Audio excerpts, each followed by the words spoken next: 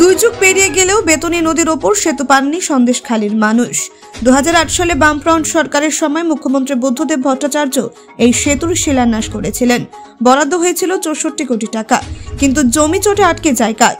এরপর 2013 সালে মুখ্যমন্ত্রী মমতা বন্দ্যোপাধ্যায় সেতু নির্মাণের জন্য তৈরি করে 100 কোটি টাকা বরাদ্দ করেন। সরকারি প্রস্তাব তৈরি হলেও কাজ শুরু হয়নি। স্থানীয় মানুষের অভিযোগ, ভোট এলেই প্রতিশ্রুতি শোনা যায়, কিন্তু কাজ এগোয় না। জমি নিয়ে আপত্তি থাকা জমিদাতারাও এখন জমি দিতে প্রস্তুত।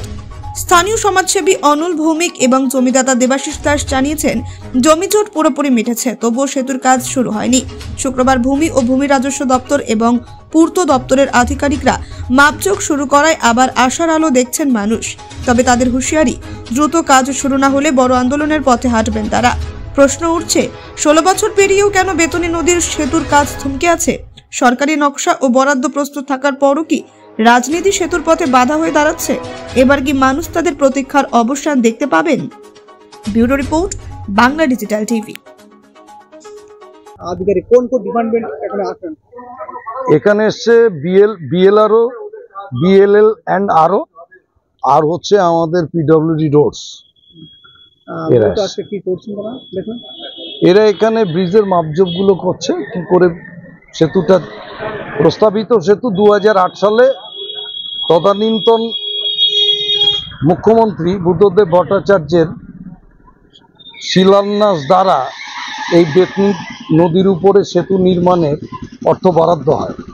অসীম দাশগুপ্ত অর্থমন্ত্রী, পূর্ত সড়ক দপ্তরের মন্ত্রী ছিলেন তখন প্রীতি গোস্বামী।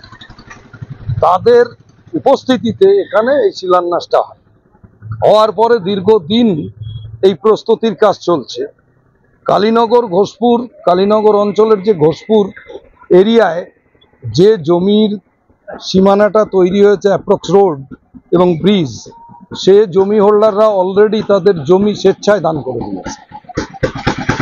তাদের বাড়ি ঘর থাকা সত্ত্বেও তারা দান করেছে। সেই 2008 সাল থেকে প্রতীক্ষার প্রহর গুনে চলছে সবাই।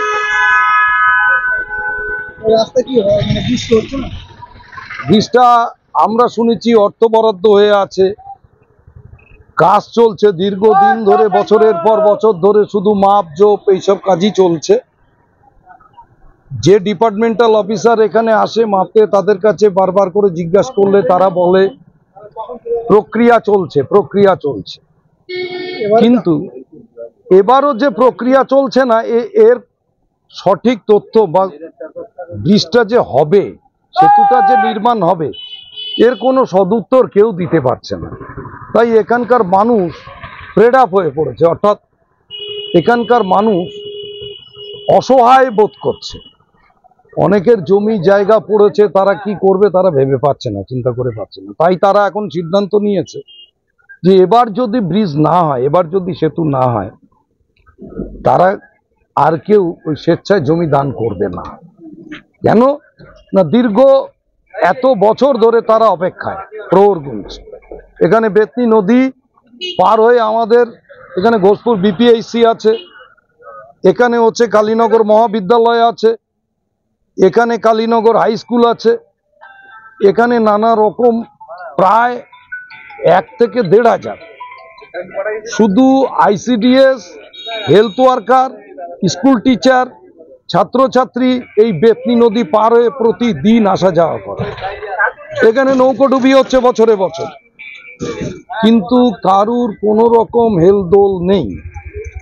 সেই জায়গায় দাঁড়িয়ে আমি বলবো, আমাদের বিধায়ক এবার একটা সদর্থক ভূমিকা গ্রহণ করেছে, যে ব্রিজটা যে করে হোক উনি এই ব্রিজটাকে যাতে বাস্তবে রূপ দেওয়া যায়, তার জন্য একটা আমাদের বিধায়ক সুকুমার মাহাতো একটা সদর্থক ভূমিকা গ্রহণ করেছে।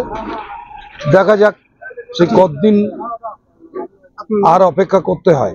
আমার নাম অনল ভৌমিক, আমি হচ্ছে ঘোষপুর যেখানে ব্রিজ হচ্ছে সেখানকার বাসিন্দা। প্রথম থেকে প্রস্তুত, আমরা কাগজপত্র সব বিডিও অফিসে গিয়ে জমা দিয়ে এসছি। আমার নিজের জমি পড়েছে এবং এও বলে এসেছিলাম যদি আমাদের পয়সা না দেয়, ব্রিজটা খুব দরকার এখানকার মানুষের জন্য, আমি ব্যক্তিগতভাবে বলেছিলাম। এবং আজকে দীর্ঘদিন ধরে, আজকে প্রায় 20-25 বছর ধরে এইভাবে টালানো হচ্ছে। প্রত্যেক বছর জন্য রিনিউয়াল হচ্ছে। জানুয়ারি মাসে এনারা আসে, এসে এ মাথা ও মাথা মাপছে, মেপে আমরা না কিছু করতে পারছি। কারণ জমি ছেড়ে, ব্রিজের জমি ছেড়ে তো আমাদের বাড়িটা করতে হবে। আমার ওই বাড়িটা ওই ভগ্নদশা অবস্থায়। আমি একটা বাড়ি করব, তো আমি এখন সঠিক জায়গা খুঁজে পাচ্ছি না কোন জায়গায় বাড়িটা করব। আজ 25 বছর ধরে আমার বাড়ির অবস্থা খুব খারাপ, যখন তখন ভেঙে পড়তে পারে। আমরা সরকারের উন্নয়নের কাজে পক্ষে আছি, সবসময়ই ছিলাম, এবং ব্রিজ হোক এটা আমরা চাই। কিন্তু এরপরে যদি এরকম রিনিউয়াল আসে তাহলে আমরা আর এখানে মাপজোক করতে দেবো না, কারণ এটা ঠিক হচ্ছে না। এখানকার মানুষ আস্তে আস্তে এই ব্রিজ আসছে, মাপছে, মানুষ হাসাহাসি করছে, নিজেদের মধ্যে গন্ডগোল হচ্ছে। এটা না করে এই যে মাপজোক হচ্ছে, তাতে যদি ব্রিজটা হয় তাতে আমরা তার পক্ষে আছি। কিন্তু এর পরেও যদি এরকম আসে তাহলে একটা বিরাট বাধার সৃষ্টি তৈরি করবো আমরা। আপনার নাম? আমার নাম দেবাশিস দাস। আপনি ভূমিতে আর দিদি একদম জমি দিতে আমি রাজি।